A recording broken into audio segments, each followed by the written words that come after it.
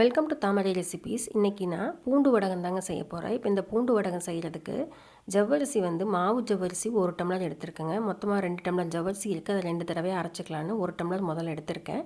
இப்போ இதை மிக்ஸி ஜாரில் சேர்த்துட்டு அரைச்சி எடுத்துக்கலாங்க. நல்லா ஃபைன் பவுடராக வரல, கொரகொரப்பாக வந்தது, அதுவே போதும்னு எடுத்துருக்கேங்க. மீதி இருக்கிற இன்னொரு டம்ளர் ஜவ்வரிசி எடுத்துகிட்டு அதையும் மிக்ஸி ஜாரில் சேர்த்துட்டு கூடவே காரத்துக்கு 4 வரமிளகாய் சேர்த்திக்கிறேங்க. நீங்கள் உங்கள் காரத்துக்கு ஏற்ற அளவுக்கு மிளகாய் சேர்த்திக்கோங்க. இதையும் நம்ம பவுடரை அரைச்சி எடுத்து வச்சிடலாம். இந்த ரெண்டையும் இப்போ நம்ம ஒன்றா கலந்துடலாங்க. இப்போ அதே மிக்ஸி ஜாரில் 10 பல் பூண்டு உரித்து எடுத்து வச்சுருக்குங்க. அந்த பூண்டையும் சேர்த்து நல்லா பேஸ்ட்டாக அரைச்சி எடுத்துடலாம்.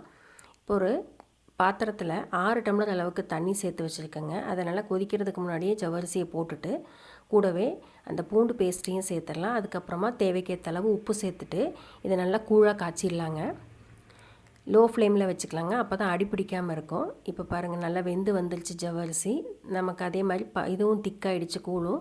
இந்த டைமில் ஸ்டவ் ஆஃப் பண்ணிவிட்டு நல்லா ஆற விட்டுட்டு இந்த மாதிரி ஒரு பாலித்தீன் ஷீட்டில் நமக்கு தேவைக்கேற்ற அளவுக்கு சைஸ்க்கு நம்ம அதை ஒரு ஸ்பூன் வச்சு இந்த மாதிரி போட்டுடலாங்க. அவ்வளோதான். ஒரு நாள் நல்ல வெயிலில் காய்ஞ்சா கூட போதும். வெயிலுக்கு ஏற்றபடி ஒரு நாள் இல்லைன்னா 2 நாள் காய வச்சா போதுங்க. இப்போ பாருங்கள், நல்லா மொறுமொறுப்பாக காஞ்சிருச்சு. இதை நம்ம எண்ணெயில் போட்டு பொரிச்சிடலாம். இப்போ சூடான எண்ணெயில் அந்த ஜவ்வரிசி வடகத்தை போட்டு எடுத்துடலாங்க. அவ்வளோதான். நல்லா மொறுமொறுப்பான பூண்டு வடகம் ரெடி. நீங்களும் இது மாதிரி ட்ரை பண்ணி பாருங்கள். ரொம்பவுமே நல்லா இருந்துச்சு, நல்லா கிறிஸ்பாக வந்துச்சு.